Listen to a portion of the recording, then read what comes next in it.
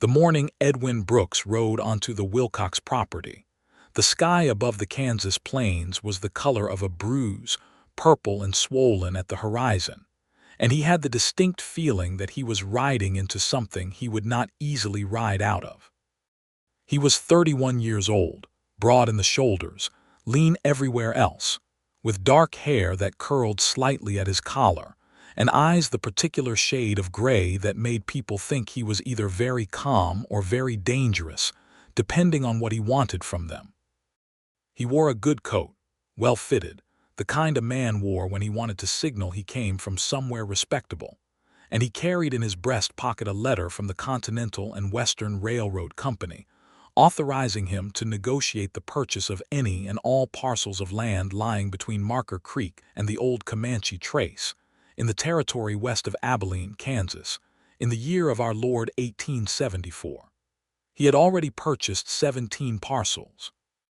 17 agreements signed, 17 families packed and gone, some of them grateful for the money, some of them broken by the leaving of it. Edwin had done his work efficiently and without sentiment, which was precisely why the railroad had hired him. He was good at this. He told himself that regularly. The Wilcox homestead sat on 40 acres of the prettiest land Edwin had seen in 3 years of doing this work.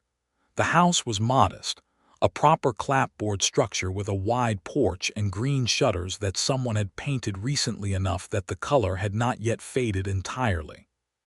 There was a kitchen garden along the south side, full and serious, the kind of garden that fed a family through a hard winter. There were 2 horses in a well-kept corral, a milk cow grazing near a cottonwood tree, and behind the house, just visible, a small orchard of apple and plum trees that were old enough to suggest someone had planted them with the intention of staying. Edwin pulled his horse to a stop at the gate and read the hand-lettered sign nailed to the post. It said simply, Wilcox, ESD, 1861, 13 years. Someone had been here 13 years. He dismounted, tied his horse, and walked to the front porch, removing his hat as he went, which was a habit his mother had instilled in him, and which he maintained even when he suspected he was about to have a difficult conversation. He knocked. There was a pause long enough that he thought no one was home, and then the door opened and Elsie Wilcox was standing in it, and Edwin Brooks, who had negotiated his way through every variety of reluctant seller the frontier had to offer, found himself momentarily unable to remember the opening line of his carefully prepared speech. She was perhaps 26 or 27, he guessed, with wheat-colored hair pinned up in a practical knot that had mostly come undone on one side, and she had flour on her left cheek, and a streak of garden soil along her forearm and dark brown eyes that were already looking at him, the way people looked at a storm cloud when they could see exactly what it was and exactly where it was going. She wore a plain blue dress and a canvas apron, and she was holding a wooden spoon as if she had been interrupted mid-task, which she clearly had been. She looked at him. She looked at his coat. She looked at the leather satchel he was carrying. "You are from the railroad," she said. It was not a question. "Edwin Brooks, ma'am, Continental and Western. I would be obliged if I could have a few minutes of your—" "I know why you are here," she said. "I have been expecting someone like you since March. The answer is no." "I have not yet made an offer," Edwin said. "The answer to the offer you have not yet made is also no," Elsie said.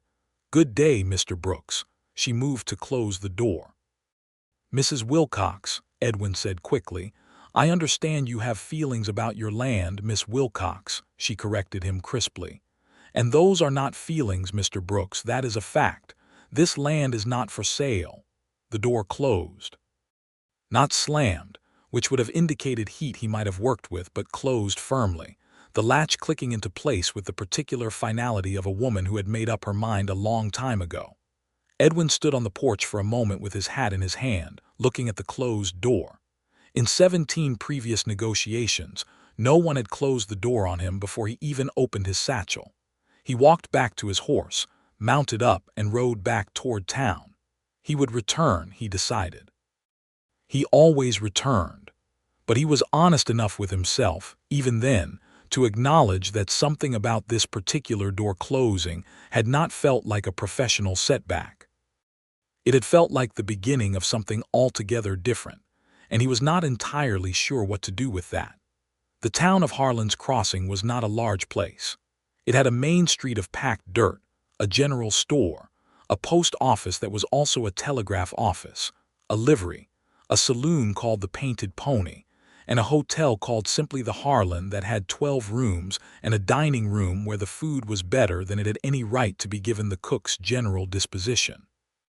Edwin had been staying there 6 days, and in those 6 days he had learned considerable things about Elsie Wilcox without intending to. He learned that she had come to the land with her parents in 1861, when she was 13, and that both parents had died in the hard winter of 1867, her father first from a wound that went bad, her mother 3 weeks later from a grief that the town's doctor had called pneumonia, but which everyone who knew Clara Wilcox understood was something else entirely. Elsie had been 19, alone, and she had stayed. She had worked the land herself with occasional help from a neighboring family named Garrett, and she had kept the house and the orchard and the garden going through 7 more years of hard seasons. Edwin learned this from the hotel proprietor, from the woman at the general store, from the old man who ran the livery, and who seemed to know everything about everyone within 50 miles. He learned it the way you learn things in small towns, which is accidentally and all at once, and with the awareness that everyone who is telling you something is also deciding what you deserve to know. What was clear was that Elsie Wilcox was not simply a stubborn woman holding out for a higher price. She was a woman who had poured the entire substance of her life into that 40 acres, and the railroad's money was not a number she could be persuaded to find attractive, because what she was holding on to was not exchangeable for money. It was her parents' graves, which were in a small fenced plot at the north edge of the property. It was the apple trees her mother had planted the first spring they arrived. It was the name on the gate. Edwin sat in the hotel dining room that evening with a plate of beef stew he was not really tasting and the letter from the railroad's regional director, a man named Caldwell Hurst, which had arrived that afternoon. The letter expressed confidence in Edwin's ability to resolve this final matter and noted that the survey team was scheduled to arrive in Harlan's Crossing in 6 weeks and that the tracks would need to begin laying by first frost. It contained the phrase, "Whatever means are necessary to secure cooperation," which Edwin read twice and which left him with a feeling he had learned over the years to identify as moral discomfort. He had ignored that feeling before. He was good at that too. He went to bed that night intending to return to the Wilcox property the next morning with a more specific offer, one that Caldwell Hurst had authorized him to make in cases of particular difficulty, a sum that was genuinely substantial and that most people in Elsie Wilcox's position would find difficult to refuse. What he had not planned for was that the following morning, before he had finished his coffee, a boy came into the hotel dining room, red-faced from running, and told him that Nate Garrett's barn had caught fire in the night and that half the town was out there trying to save what could be saved. Edwin did not think about it. He put down his coffee, went to the livery for his horse, and rode out. The Garrett property was 2 miles east of town, and by the time Edwin arrived the barn was beyond saving, but the house was intact, the horses were out, and a line of men and women was passing buckets from the well to keep the fire from spreading to the corral fence. He dismounted and joined the line without being asked, passing buckets for nearly 2 hours until the fire was out, and only the smoking skeleton of the barn remained. It was when the line broke apart and people began talking and checking on each other that Edwin turned and found Elsie Wilcox standing 3 feet away from him, her sleeves rolled up and her face streaked with smoke and her hair entirely down now, loose around her shoulders, and she was looking at him with an expression he could not immediately read. "You came," she said. "There was a fire," Edwin said, which was not a particularly eloquent response. "You are from the railroad," she said, same as before, but this time it was not a door closing. It was more like a question. "I am," he said, but I was also available. Something shifted in her expression. Not softness exactly, but a slight lowering of the defenses that had been fully raised the previous morning. "The Garretts have been good neighbors to me for 11 years, she said. "Nate's father helped me roof my house the winter after my parents died." "That is the kind of thing worth showing up for," Edwin said. She looked at him for a moment longer, and he was aware that she was reassessing something, though he could not have said precisely what. Then she turned and went to where Ruth Garrett, Nate's wife, was sitting on the porch of the house with her hands in her lap and her eyes on the ruins of the barn, and Elsie sat down beside her and put her arm around her without a word, and Edwin watched this and felt something tighten in his chest that he was not prepared to examine. He did not follow her. He helped the men begin clearing the worst of the debris, and when midday came and people started drifting off, he rode back to town. He did not go to the Wilcox property that day. He told himself it was professional courtesy, that he was giving her space after a hard morning. This was partly true. The other part he was not ready to name. 3 days passed. Edwin spent them writing reports to Caldwell-Hurst that emphasized the difficulty of the Wilcox negotiation without exactly explaining why he had not returned to press it. He went over the survey maps again, looking, not for the first time, at whether the railroad line could go around the Wilcox property. It could not, or rather it could, but only at a cost and a curve that the railroad's engineers had already rejected. The line had to go through that 40 acres. There was no other route that was commercially viable. He knew this. Caldwell-Hurst knew this. The survey team would confirm it when they arrived. On the 4th day, Edwin saddled his horse and rode back out to the Wilcox property, not with his satchel this time, but with a small crate of provisions he had purchased at the general store, flour and salt and a tin of coffee and 2 jars of preserves, the kind of thing a neighbor brought after a hard week. He understood, even as he did it, that this was not standard practice. He understood that what he was doing occupied an uncertain moral territory. He went anyway. Elsie answered the door this time with no spoon and no flour, though she was still in her work clothes, and she looked at the crate and then at him with an expression that was half suspicion and half something she was fighting to keep from being anything warmer. "I am not going to be softened by provisions into selling my land," she said. "I know that," Edwin said. "These are from the fire. A few families in town put together contributions for the neighbors who came out. The Garretts got their share. So did you, technically, since you were there." He set the crate on the porch railing. "I am just the one delivering it." This was, he admitted to himself, not entirely true. The flour and the salt were indeed from a collection the hotel proprietor's wife had organized. The coffee and the preserves were from Edwin's own pocket. Elsie looked at the crate for a long moment. "Do you want coffee?" she said. He did. He sat at her kitchen table while she made it, and he looked at the room around him, which was spare and clean and completely intentional in every detail. There were dried herbs hanging from the ceiling beams. There was a braided rug on the plank floor. On the mantel above the small fireplace, there were 2 framed photographs and a small china clock, and a piece of quartz, the size of his fist, that caught the light from the window and scattered it. The photographs were of an older couple, formal and serious the way people looked in photographs then, but even through the stiffness you could see something gentle in the woman's face that was present in Elsie's face too. "Your parents," he said. She glanced at the mantel from the stove. "Yes." "How long ago did you lose them?" 7 years this January." She poured the coffee and set a cup in front of him and sat down across the table with her own. "My father came for the land and my mother came for my father, and I came because there was nowhere else to go. But I stayed because I wanted to." "That is different from most," Edwin said. "Most of the families I have spoken with, they came for the land and they would have gone somewhere else for different land." "I know," Elsie said. "I have watched them go." She looked at him directly, no softening in it, but no hostility either, just honesty as a habit. "You have purchased 17 parcels already. I know, people talk."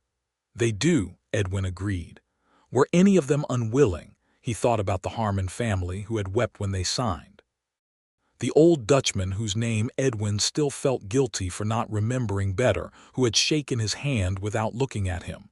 "Some of them were not happy about it," he said carefully. "That is not what I asked." He met her eyes.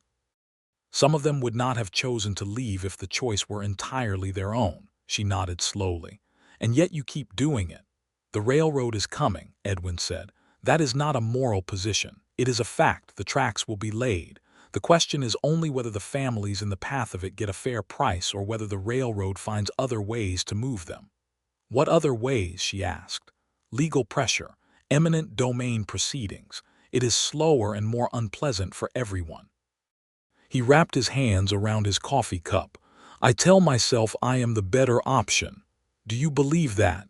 He had not expected her to ask it so plainly.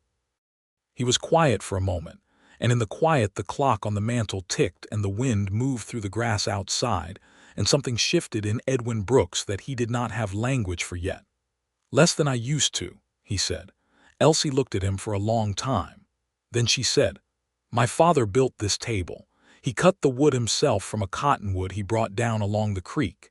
He and my mother sat at this table every morning of their lives from the time they built this house until the day he died. My mother sat at it alone for 3 weeks after that, and then I sat at it alone for 7 years. She ran her hand along the grain of the wood. This table is not worth money, Mr. Brooks. It is worth everything else." Edwin looked at the table. The wood was worn smooth in the places where hands rested. There was a small burn mark near one edge, old and darkened, the kind that came from setting down a lamp carelessly once in 1865 or so, and that had been there ever since.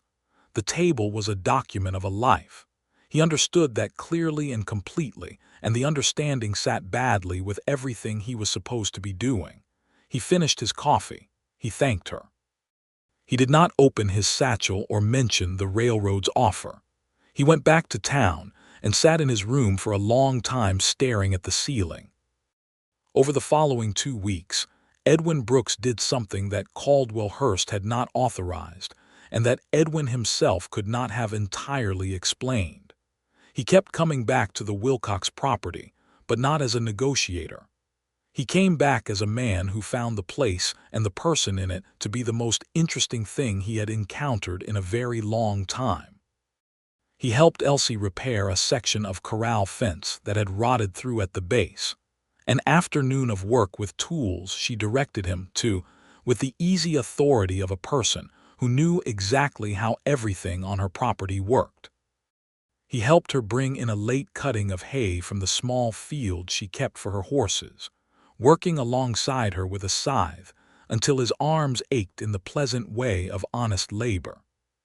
He sat on her porch in the cool of the evenings and listened to her talk about the land, about the creek that ran along the north edge of the property and flooded every spring and was good for nothing but being beautiful, about the year the apple trees did not bear at all, and she had been genuinely frightened, about the particular quality of the light in October on the Kansas plains, the way it came in low and gold, and turned everything it touched into something that looked like memory.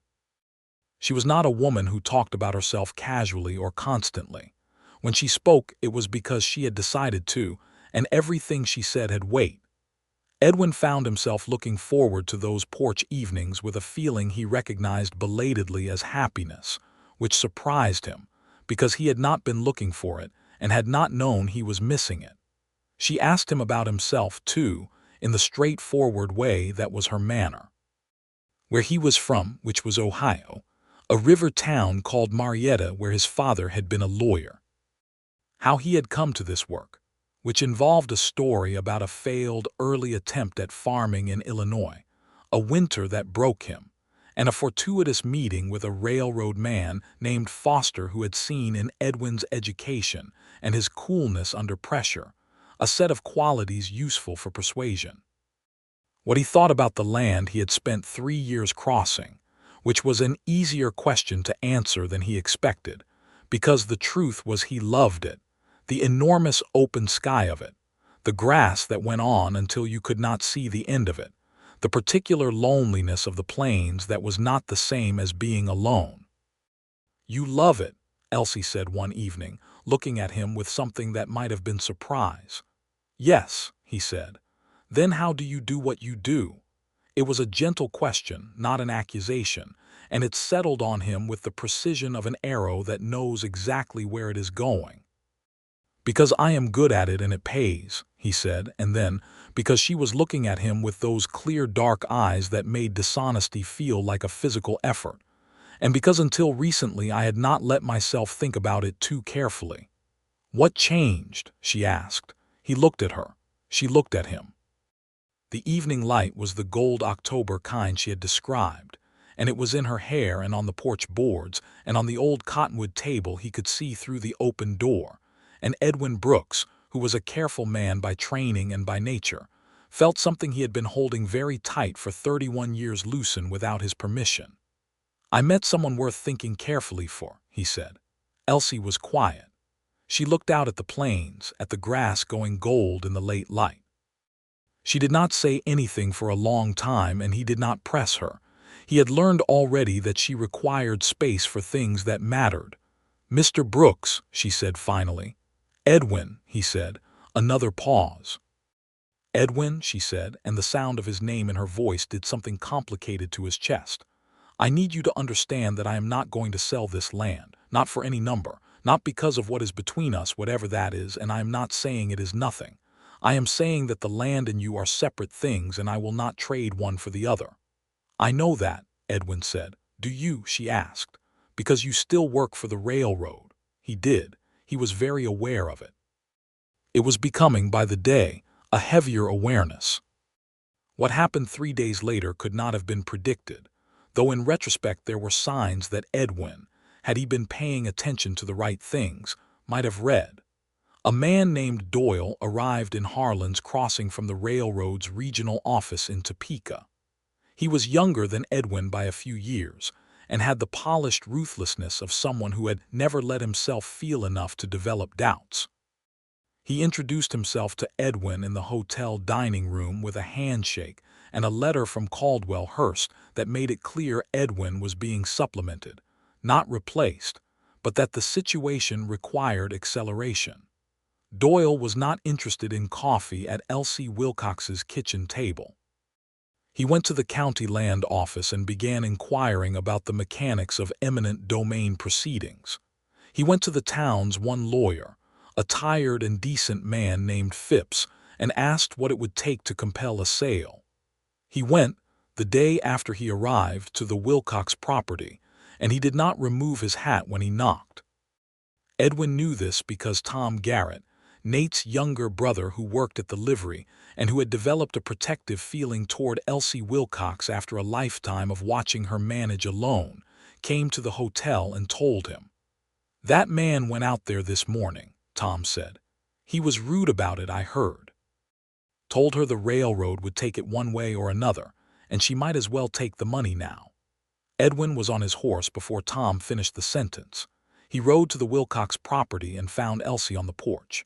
She was sitting very straight in her chair and her hands were clasped in her lap, and she was staring out at the plains with the expression of someone who has just been reminded of every bad thing they knew was coming, and who is refusing to break. She looked up when Edwin rode through the gate. "Your colleague was here," she said. "I heard," Edwin said. He dismounted and came up the steps and crouched down so he was at her eye level. "Are you all right?" "I am fine," she said. It was not entirely true, but it was true enough. She was not a woman who broke. "What did he say to you?" "He said what you have not said," Elsie told him. "He said the railroad does not actually require my consent. He said there are legal mechanisms that can be used and that I should consider what those proceedings would cost me in time and distress. He said the railroad has lawyers in 4 states. She paused. He said it very pleasantly. That was the worst part. Edwin sat down on the steps. He was quiet for a moment, working through something in his mind that he had been circling for 2 weeks and that Doyle's visit had forced to its resolution. "I'm going to go back to Topeka," Edwin said. Elsie looked at him quickly. "Not to report," he said, "to resign." The silence that followed was the most significant silence Edwin could remember in his life. "Edwin," Elsie said carefully, "you do not have to." "Yes," he said. "I do." He looked at her, and the clarity he felt was the kind that comes rarely and is unmistakable when it arrives. I have been telling myself for 3 years that I am the lesser harm. That might even have been true in some cases, but I know what is true here. What Doyle said to you is what this work has always been underneath the polite version of it, and I have been the polite version, which is better maybe. But I have still been moving people off their land, including people who were as rooted in it as you are, and I am done. Elsie was looking at him with an expression he had not seen before on her face, open and unguarded, the defenses that were normally present in some degree completely lowered, and he saw in it something that filled him in a way nothing had in years. "What will you do?" she asked. "If you resign?" "I am not entirely sure," he admitted. "I grew up reading law with my father. I was never admitted to the bar, but I know the principles. There may be legal arguments for your position worth exploring regarding your tenure and your parents' original grant and the specific terms of the eminent domain statute in this territory. I cannot guarantee anything, but I would rather spend my time on that than on what I have been doing." Elsie was quiet for a long moment. Then she said, "Why?" He looked at her. The question was simple and deserved a simple answer. "Because I am in love with you," Edwin said. "And that is separate from the land, same as you said. I would argue your case whether or not you felt anything for me, but I also want you to know why I am doing what I am doing." The wind moved through the cottonwood tree. The milk cow shifted in the grass. The small china clock ticked behind them through the open door. Elsie stood up. She crossed the porch and looked out at the plains for a long moment, and then she turned around and looked at Edwin, who had stood when she stood and was watching her with his heart in his face for the first time in his careful life. "I have been telling myself," she said slowly, "that you were a danger. That whatever I felt when you were here was a trap I should not walk into because you worked for the railroad and wanted my land." "That was a reasonable thing to tell yourself," Edwin said. "It was," she agreed. "It was also true." She paused. "It is less true now." "Only less," he said. Something warm and reluctant crossed her face, something that was not quite a smile but was the ancestor of one. "Edwin Brooks," she said, "you are still employed by the railroad until you send that letter." "I will send it tomorrow morning," he said. "Tonight," she said.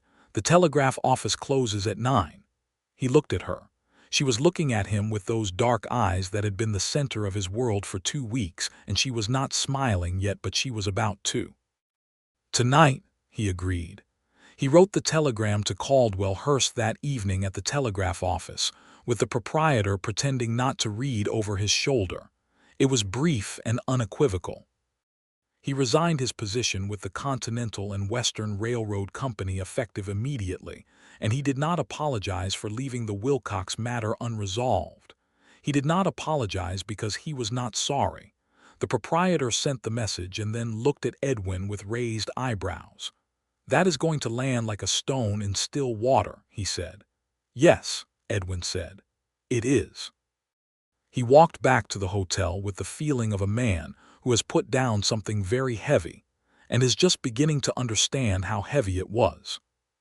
The response from Caldwell Hurst arrived the next morning, terse and furious, 3 sentences that amounted to, "You are making a serious mistake.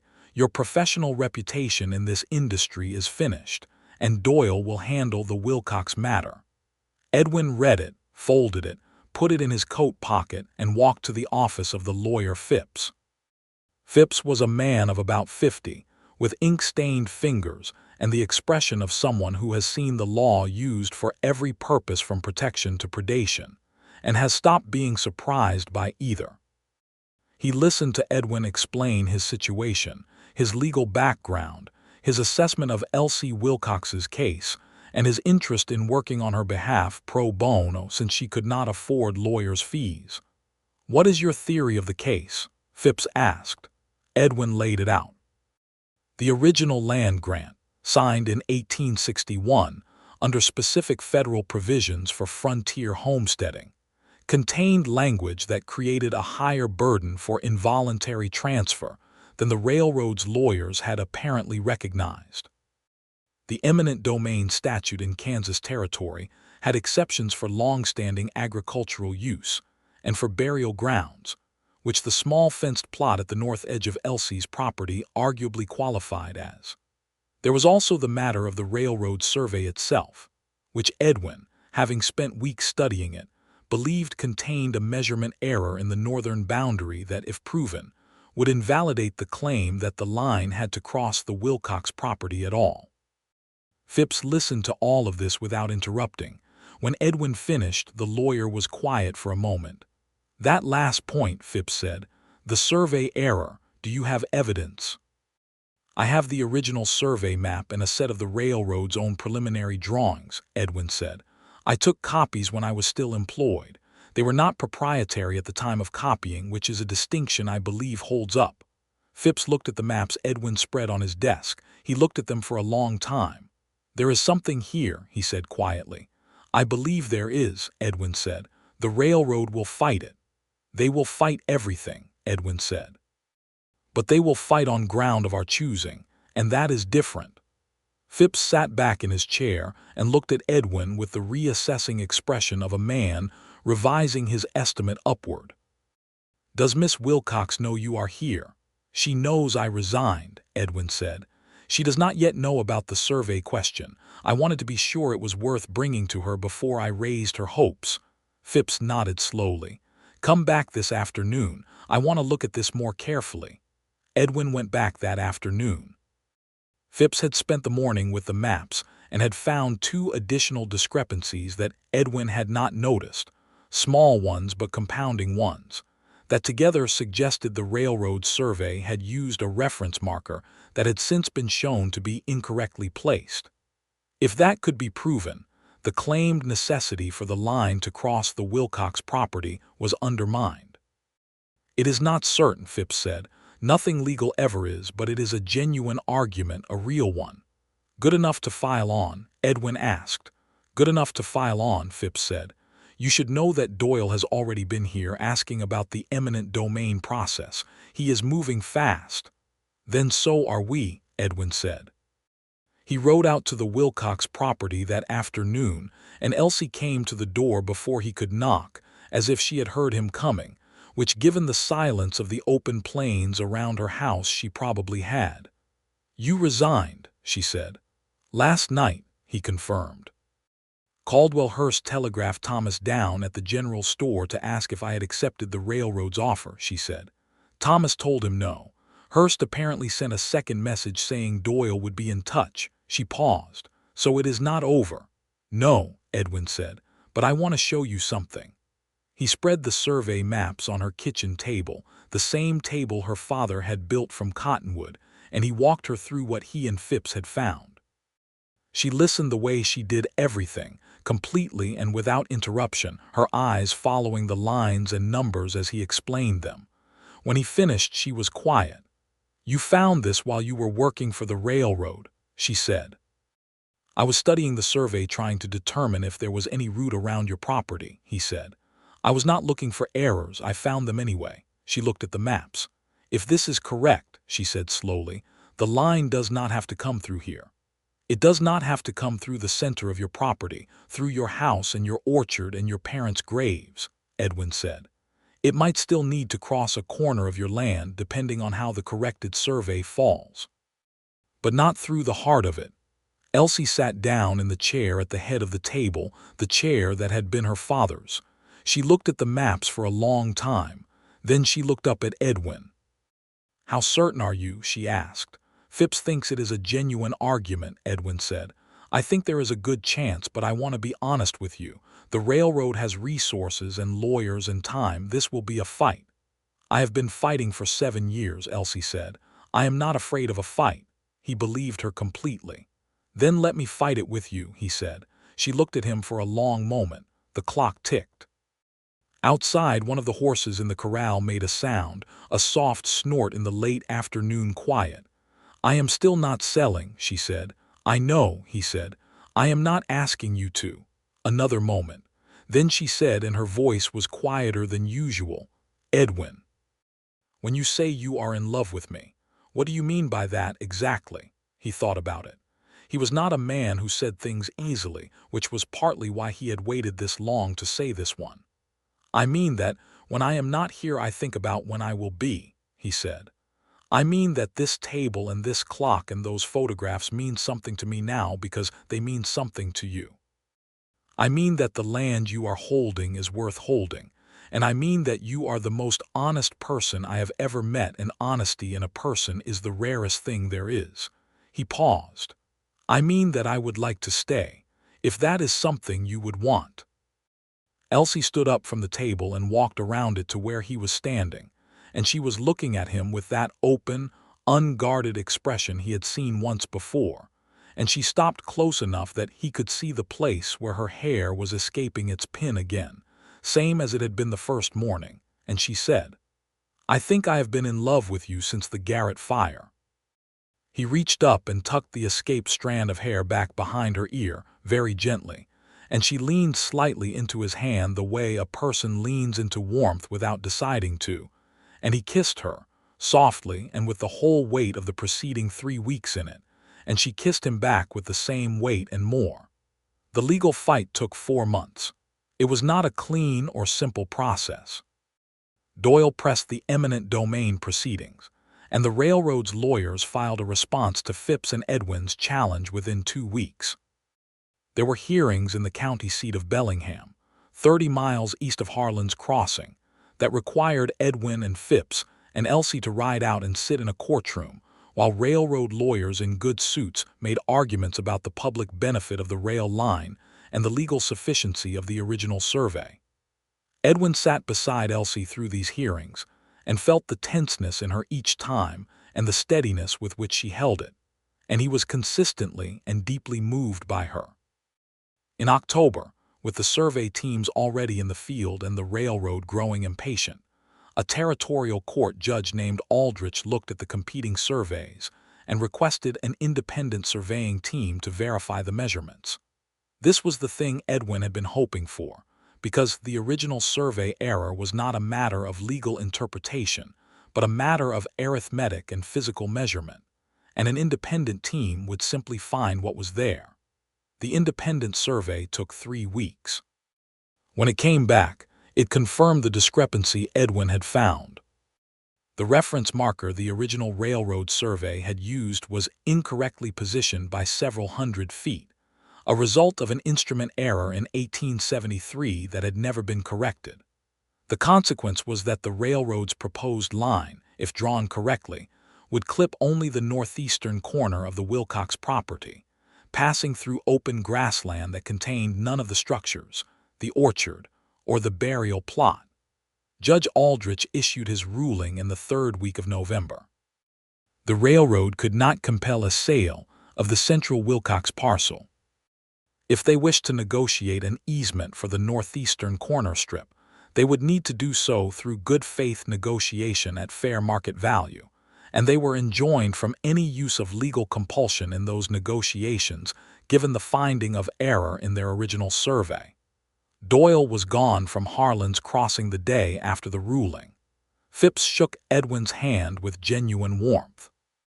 The railroad eventually sent a different representative, a quiet older man named Fletcher, who came with a reasonable offer for an easement on the corner strip and who removed his hat when Elsie answered the door. Elsie negotiated the easement herself, with Edwin sitting beside her and saying nothing unless she asked him, because it was her land and she was entirely capable. Fletcher left with an agreement that gave the railroad a 50-foot easement across the northeast corner of the property for the sum of $300 and a written covenant that no structures would be built within 200 feet of the Wilcox homestead. When Fletcher rode away, Elsie stood on the porch and watched him go, and then she turned to Edwin and her face was doing the thing it had only done a few times in the months he had known her, breaking open with something too large and too real to hold back entirely, and she pressed her hand over her eyes for a moment, and when she took it away she was not quite crying but she was something adjacent to it. "It is yours," Edwin said quietly. "It is still yours." She nodded and looked out at the plains and at the orchard and at the small fenced plot to the north where her parents were, and she breathed slowly, And then she straightened and looked at Edwin with eyes that were clear and full. "Stay," she said. "Not just for now. Stay here, with me, on this land." He took her hand. "I was not planning to go anywhere," he said. They were married in March in the spring of 1875 in the small church at Harlan's Crossing, which was not an elaborate building but had good windows that let in a great deal of light. The whole town came, or very nearly, because a town the size of Harlan's Crossing did not have many occasions of this quality, and because people had been watching this particular story unfold for months with the invested interest of readers who have chosen a favorite. Tom Garrett stood up with Edwin, and Ruth Garrett sat with Elsie, and Phipps wore his best coat, and the hotel proprietor's wife cried in the way of a person who finds other people's happiness genuinely moving. Elsie wore her mother's dress, which she had kept wrapped in a cedar chest since 1867, and which required only slight alteration at the sleeves to fit her properly. She came down the short aisle of the church looking like the October light she had described to Edwin months ago, like something that had always been there, and was only now being seen correctly. Edwin had never considered himself a man prone to being overcome by feeling, but when she reached him and took his hand, and he saw her face, he understood with absolute completeness that everything that had happened in his life up to, and including the worst of it, had been necessary to bring him to this specific moment, and he was grateful for all of it. The minister read from the scripture and asked the questions that needed to be asked, and Edwin answered them firmly and Elsie answered them firmly, and when it was done, they walked out into the March sunlight together, and Harlan's Crossing made the kind of noise a small town makes when it is happy.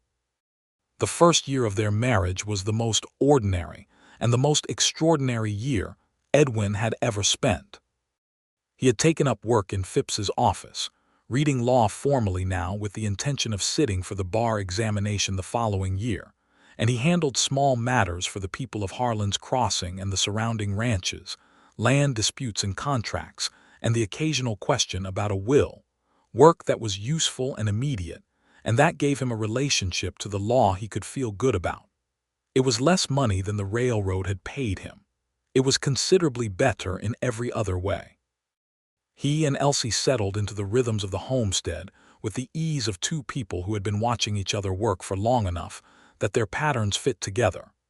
Edwin learned the land in the way Elsie knew it, the creek's spring behavior and the apple tree's needs, and the way the kitchen garden had to be managed in the dry months, and he was not good at all of it at first, but he was earnest and she was patient, and by the second summer he could do most of it without being directed.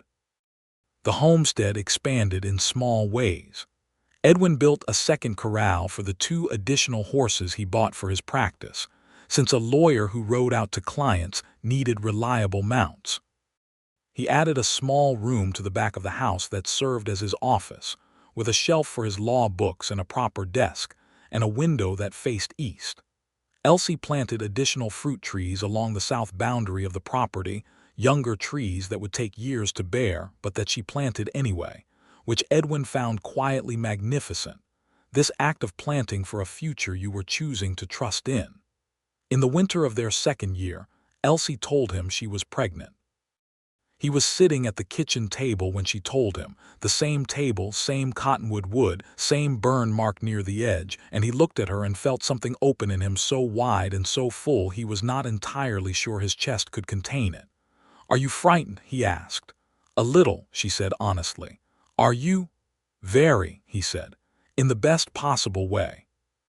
Their son was born in August of 1876, in the bedroom of the house Elsie's father had built, delivered by the town doctor and attended by Ruth Garrett, who had considerable experience in this department. He was large and loud and entirely healthy, with a remarkable amount of dark hair and Elsie's eyes from the first moment, and they named him Thomas James Brooks, Thomas for Tom Garrett, who had become one of the best friends either of them had, and James for Elsie's father.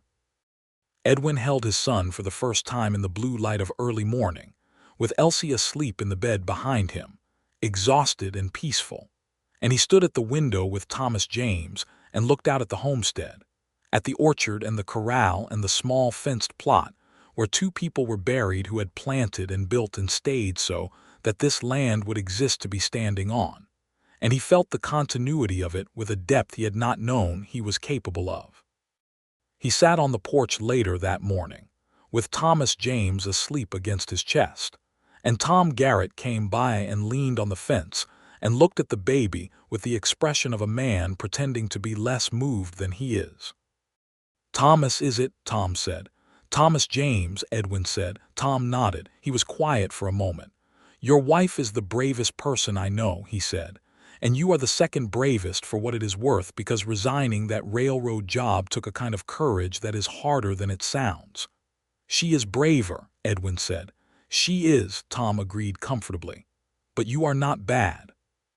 The railroad came through the following spring, the tracks laying down across the northeast corner of the Wilcox property exactly as the easement agreement specified, and Edwin and Elsie stood at the fence one afternoon and watched the crews work, the sound of hammers and iron and the shouts of the workers carrying across the flat land. "Does it bother you?" Edwin asked. Elsie considered it honestly. "Less than I expected," she said. "It stays where it is supposed to stay." She looked at the track going down, iron and timber in a line that would carry people and goods across the plains for years.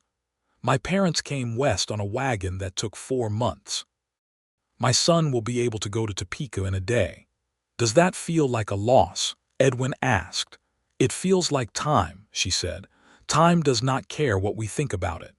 He put his arm around her and she leaned against him, and they watched the railroad being built on the edge of their land, and the land behind them was completely theirs. The legal work grew. By 1877, Edwin had sat for and passed the bar examination, riding to Topeka for the examination, and coming back with the certificate that Elsie immediately framed and hung on the wall of his office beside the window. He took on more cases, many of them involving exactly the kind of land rights and railroad disputes he knew from the inside, and he developed a reputation in the territory for being thorough and honest, and particularly useful when a large company was pressing a small landowner, because he understood how that game was played from every side. Phipps, who was slowing down with age and a persistent cough, made Edwin his partner in 1878. It was not a large practice in any financial sense, but it was a meaningful one, and Edwin did not miss the railroad money at all, which told him something important about the kind of man he had been becoming in those years before Harlan's Crossing, and the kind he was now. The autumn of 1878 brought a change that was in some ways the most significant thing that had happened since Thomas James was born. A man named Walter Cass arrived in Harlan's Crossing, representing a new venture that wanted to acquire agricultural land in the area for a large-scale grazing operation. He was polite and businesslike, and he called on several of the smaller farms in the area, including the Garretts. He called on Elsie as well, which Edwin learned from Tom Garrett before he learned it from Elsie, because Elsie had not mentioned it. He came home from the office one evening to find her in the kitchen garden, working in the last of the autumn light, and he watched her from the gate for a moment before she heard him and looked up. "Tom told me Cass came by," Edwin said. "Tom talks too much," Elsie said, but without heat. "Did he make an offer?" "He did," she said. She stood up from the garden, brushing soil from her hands. "A substantial one for the whole property." Edwin was quiet. "I told him no," she said. "Of course you did," Edwin said. She looked at him with an expression that was fond and a little exasperated, and entirely his favorite expression she wore. "You might have asked why, or at least pretended to consider the possibility that I might have said yes." "Would it have been honest to pretend that?" he said. She laughed. It was a full, genuine laugh, the kind that moved her whole face, and it was still, after nearly 4 years, one of the most beautiful things he had ever seen. "No," she said. "It would not." She came through the gate and took his arm, and they walked up to the house together in the last of the autumn light. And Thomas James came running from around the corner of the house, where he had apparently been engaged in some private 2-year-old enterprise involving mud and a stick. and Edwin caught him and swung him up, and the boy shrieked with delight. And the light was the gold October kind that Elsie had described to him once on a porch before he knew what he was going to become, and it was on all of them. The following spring, 1879, Elsie told Edwin she was pregnant again. This one was born in October, a boy again, which surprised them both pleasantly. They named him Samuel Clark Brooks, Samuel for Phipps, whose given name was Samuel, and who had become something of a grandfather figure to the household, and Clark for no particular reason except that it sounded steady, which was a quality both Edwin and Elsie admired. Samuel was different from Thomas James in almost every way a baby could be different while still being essentially baby-shaped. Where Thomas James was loud, Samuel was quiet and watchful. Where Thomas James ran at everything, Samuel sat and considered things before approaching them. Edwin observed this and thought, with a private amusement he shared with Elsie, that Samuel had somehow inherited his father's caution and his mother's patience simultaneously, which was either a gift or a recipe for very careful decisions made very slowly. Thomas James was 3½ when Samuel arrived and took his older brother role with a seriousness that was equal parts touching and comic. He was frequently found sitting near the baby's cradle, explaining things to Samuel in a low, important voice, usually about horses or the particular properties of mud or the habits of the 2 barn cats who had taken up residence in the expanded corral. The house felt full in a way Edwin had not known a house could feel, not crowded but weighted with life in every room, with noise and warmth and the specific chaos of a household where small children are present, and where the adults have enough love for the situation that even the hard parts of it feel like abundance. In the summer of 1880, Phipps died quietly in his sleep, which was the kind of death the old lawyer had seemed to be quietly working toward, an exit without drama or undue suffering. He left his share of the practice to Edwin, along with his personal library of legal texts, and a letter that Edwin read twice, and then kept in the drawer of his desk for the rest of his life. The letter said, among other things, "You are a good lawyer and a better man. The second quality is the more important one and the harder one to maintain. I believe you will maintain it." Edwin took over the full practice and hired a young man fresh from a legal education in Kansas City named Porter, who was earnest and slightly overwhelmed by everything, and who reminded Edwin of himself at a younger and less certain stage. He was patient with Porter the way Phipps had been patient with him, which felt like the correct way to honor the old man. Harlan's Crossing itself was changing by 1880. The railroad had brought commerce and people, and what had been a small frontier town was developing into something more settled, with a new school building and a second general store and a proper doctor's office, instead of the single room that had served that purpose for a decade. Edwin watched these changes with the mixed feeling of a man who understood their necessity and their cost in equal measure. The school was the change Edwin felt most strongly. Thomas James started attending in September of 1880, and on the first morning Edwin walked him down the main street holding his hand, with Thomas James wearing his good shirt and an expression of tremendous seriousness. And Edwin felt the full weight of the years since he had ridden into this town, a railroad negotiator with a satchel full of offers and not enough conscience. The teacher was a woman named Miss Haggerty, young and competent, and she took Thomas James's hand at the schoolhouse door with the ease of someone who dealt with first mornings regularly, and Thomas James went in without looking back, which Edwin told Elsie about that evening, and which made Elsie press her lips together in that way she had when something moved her and she was deciding whether to show it. "He is going to be all right," Edwin said. "He is going to be spectacular," Elsie said, which Edwin recognized as the higher and more accurate assessment. In the winter of 1881, a letter arrived from Caldwell Hurst. Edwin had not communicated with the man since his resignation telegram in 1874, and he opened the letter with the mildly curious feeling of receiving something from a past life. The letter was brief and, in its way, Remarkable. Hearst wrote that he was retiring from the railroad in the spring. He wrote that the survey dispute with the Wilcox property had become something of an internal case study in the railroad's acquisition processes, leading eventually to a reform of how surveys were verified before eminent domain proceedings were initiated. He did not call this Edwin's doing, but it was implied.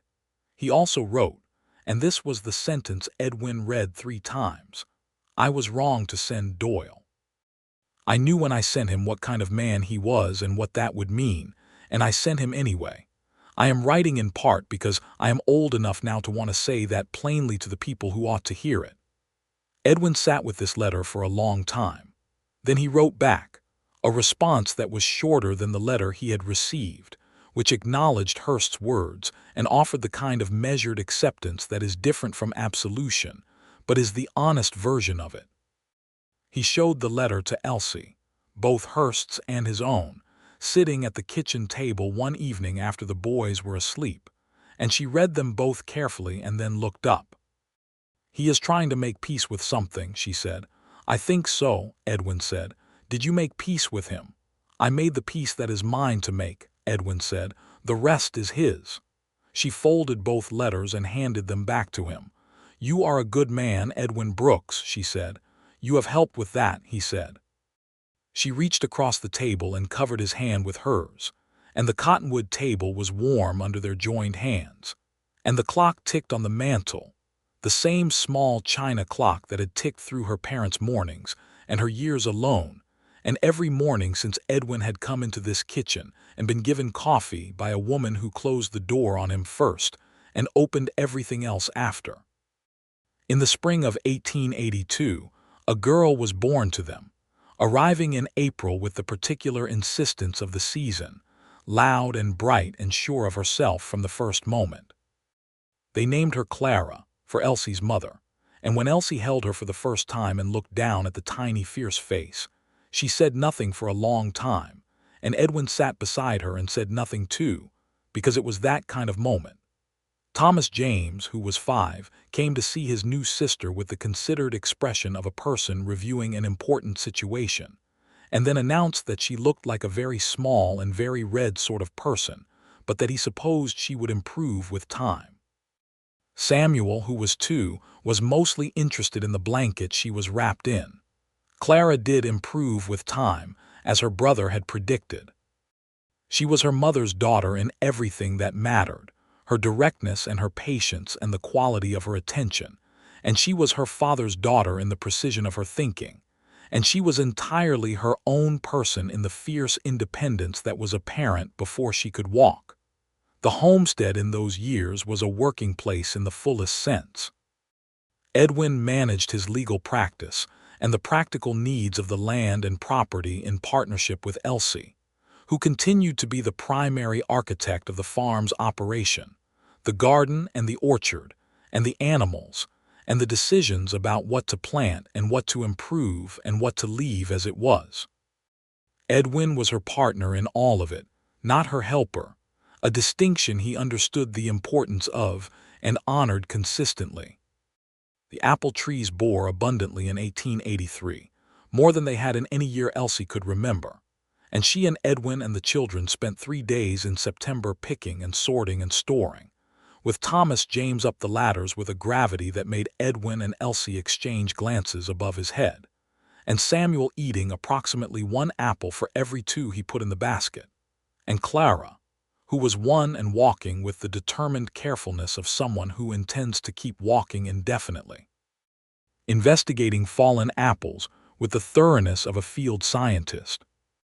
Elsie stood in the orchard in the late afternoon of the 3rd day, her arms full of the last of the harvest, and looked at the trees her mother had planted in 1861, 22 years ago, and at the children moving through the long grass among the windfalls, and at Edwin coming toward her from the far row with a basket over each arm and his hair disordered by the afternoon and his shirt sleeves rolled up.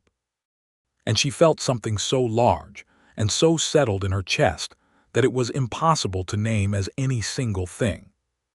It was gratitude, and it was love, and it was the satisfaction of a life that had held together through everything it had been asked to hold.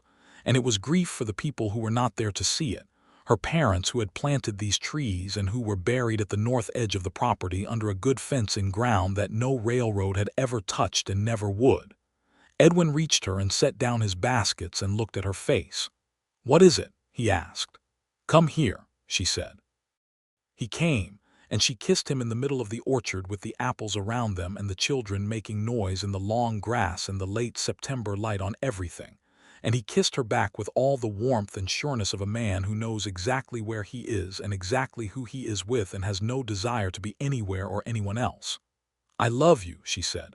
"I have said it before. I want to keep saying it." "I love you," he said. "I will never get tired of hearing it or saying it." They gathered up their baskets and their children and walked back toward the house, and the light behind them was the gold October kind on the orchard and the plains and the distant line of the railroad track on the northeast corner of the property, and none of it was in conflict anymore. It was all simply the world, which had arranged itself, through stubbornness and love and a surveying error and a great deal of coffee at a cottonwood table, into something worth standing in. The years that followed were full in every good sense. Edwin's practice continued to grow, and by 1885 he was the most prominent lawyer in the county, known particularly for land rights cases, and for taking on clients who could not afford proper fees, which he made work through a combination of Elsie's careful management of their household finances, and his own conviction that the law was most meaningful when it served people who most needed it. He trained Porter and eventually a second young lawyer named Alvarez, who came from a family that had been in Kansas territory before Kansas was a territory, and who brought to the practice a knowledge of land customs and rights that complemented everything Edwin already knew. Elsie expanded the homestead's agricultural operations significantly over those years. The kitchen garden became a proper market garden, large enough to supply regular produce to the town's general stores and to the hotel. The orchard was extended, younger trees added to replace the oldest ones as they began to decline. She hired 2 farm hands, brothers named Will and Pete Dunbar, who were steady and good-natured, and who became part of the fabric of the place in the way good workers do, their presence as regular and reliable as the seasons.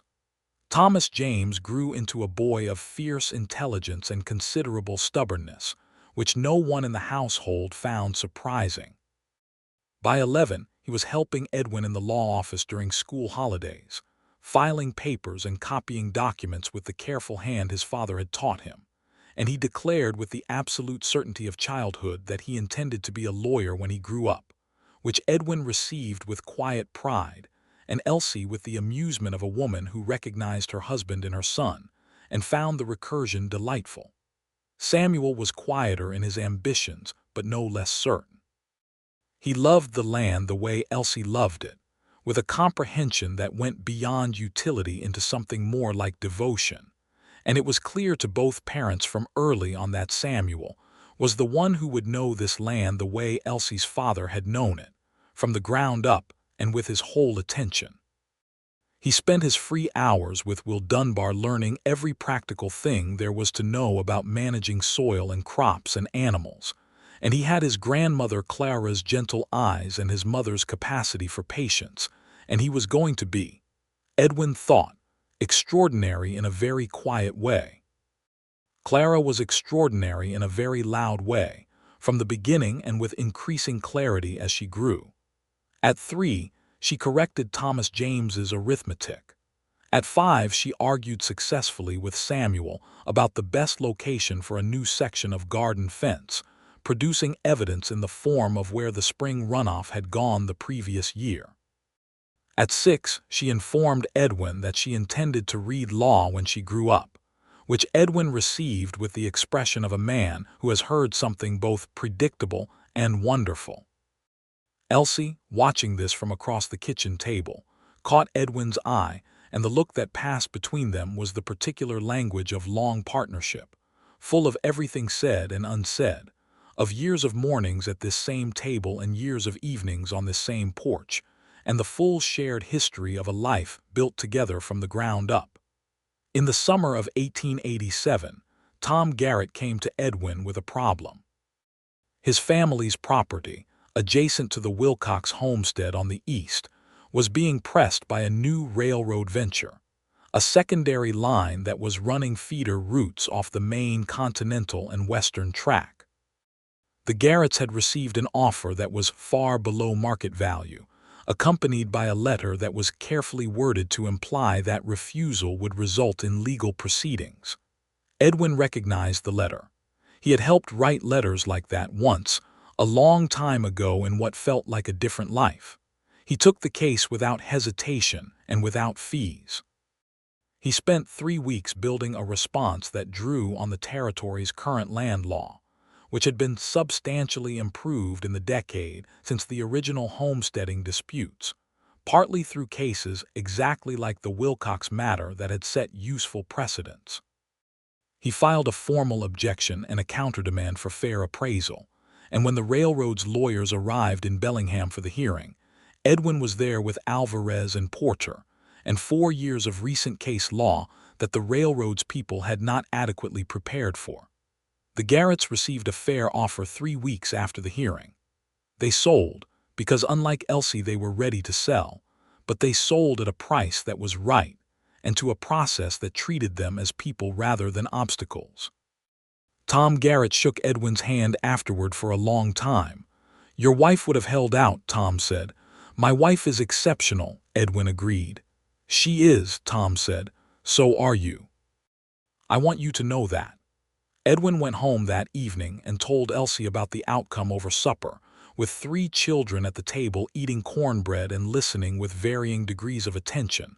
And Elsie listened, and when he was done she said simply, "Good," and then passed him the butter, and this was exactly right, because some things are what they are and do not need elaboration.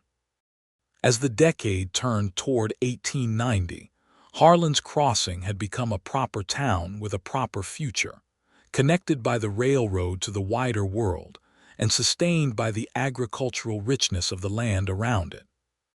The Wilcox homestead, as people still called it despite Elsie being Elsie Brooks for 15 years, was one of the established landmarks of the area, the orchard visible from the road, the green shutters freshly painted every few years, the gate with its hand-lettered sign that had been replaced once when the original rotted through, and that now read Brooks in letters that Edwin had carved himself, with Wilcox below it in letters Elsie had carved.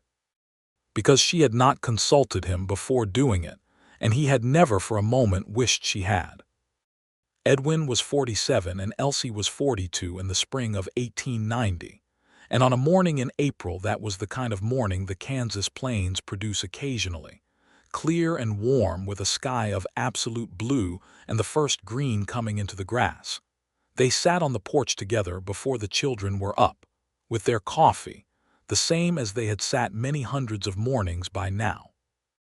The porch had been expanded twice and now had 2 proper chairs and a small table between them and a view that ran all the way to the horizon line in 3 directions, east toward where the Garrett property had been and was now being built into a new neighboring farm, west toward the creek, north toward the small fenced plot where Clara and James Wilcox lay under the good Kansas sky. 16 years, Elsie said. "Since the wedding or since you closed the door on me," Edwin said. She considered. "The door was more significant," she said. "It was," he agreed. She reached across the small table and took his hand, the same way she had reached across the cottonwood table inside years ago, and they sat in the morning quiet with the coffee and the blue sky and the sound of a mockingbird doing the thing mockingbirds do, running through every voice it knows in sequence. "Are you happy?" Elsie asked. She asked it the way she asked things that mattered, plainly and with the expectation of a real answer. "Completely," Edwin said. "Are you?" She looked out at the orchard, where the apple trees were beginning to bud, her mother's original trees and the younger ones they had added over the years. She looked at the gate with its 2 names. She looked at the small cloud of dust on the road that was probably Will Dunbar coming to start the day's work. She looked at Edwin. "This is everything my parents came for," she said, "and everything they stayed for, and it is mine and it is ours and it is going to be theirs." She meant the children. "Yes, I am happy." Thomas James came out the front door then, already dressed, which was characteristic, with his school satchel in one hand and a piece of cornbread in the other, and he gave his parents the look of a 13-year-old who finds adults sitting quietly on porches mildly mystifying. And Edwin looked at his son's dark hair and Elsie's eyes, and the straight set of his shoulders that was somehow both of them. And the happiness he had just named was not abstract at all but absolutely specific. Tied to this porch and this morning and this family and this land. "You are going to be late," Thomas James informed them. "We are not going anywhere," Edwin said.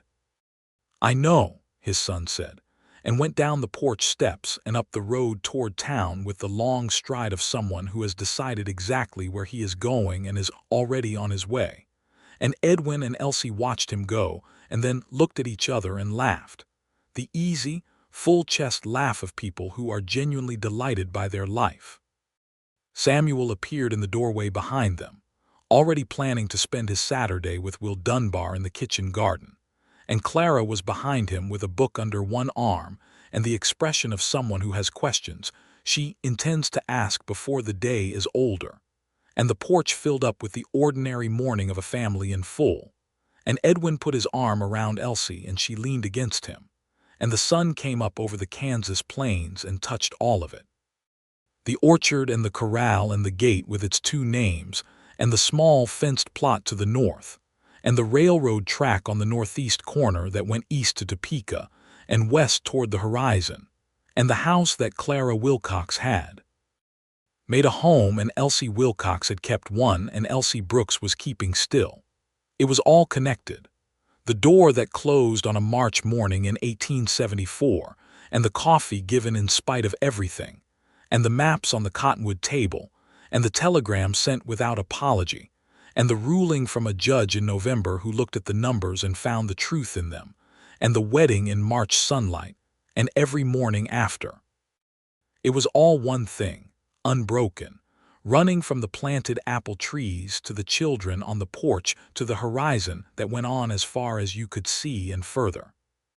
Edwin Brooks had ridden onto this land with a railroad's authority and a leather satchel and 17 previous agreements and a carefully prepared speech, and he had come back to Topeka empty-handed, and he had not apologized for it.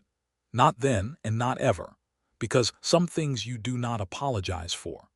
Some things you are grateful for in every part of you, right down to the place where a man keeps what he knows is true. He sat on the porch in the April sunlight with his wife's hand in his and his children around him and the land going on in every direction. And he was grateful, and he was home.